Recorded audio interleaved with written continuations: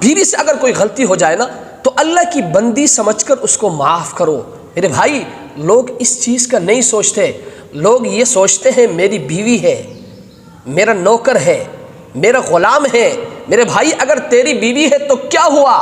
اللہ کی بندی ہے، اللہ کی ذات اوپر سے دیکھ رہا ہے، کہیں ایسا نہ ہو کہ آپ کی طرف سے ظلم ہو جائے۔ اور یاد رکھیں، ظلم کی سزا بڑی خطرناک ہوتی ہے۔ حضرت نے اپنی کتاب مثالی دلہا میں لکھا ہے کہ جن لوگوں نے بیویوں پر ظلم کیا ہے نا، بے جا ظلم کیا ہے، میں نے اپنی آنکھوں سے دیکھا ہے کہ دنیا میں ہی کسی خطرناک مصیبت میں وہ مبتلا ہو گئے ہیں۔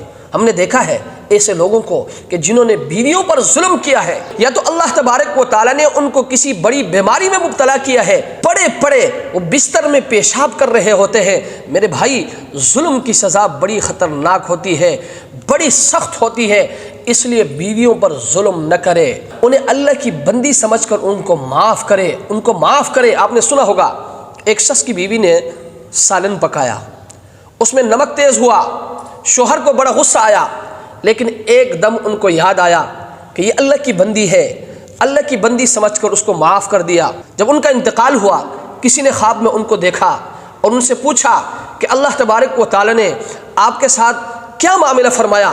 تو انہوں نے کہا اللہ تبارک و تعالیٰ نے مجھ سے فرمایا کہ ایک مرتبہ آپ کی گھر والی نے سالن پکائی تھی، اس میں نمک تیز ہوا تھا، آپ کو بڑا غصہ آیا، لیکن آپ نے میری بندی سمجھ کر اس کو معاف کر دیا، آج اس کے بدلے میں تمہیں معاف کرتا ہوں۔ میرے بھائی، یہ کوئی مذاق نہیں ہے، اس لیے آپ نے بیوی پر ظلم نہیں کرنا ہے، اس کے ساتھ زیادتی نہیں کرنی ہے۔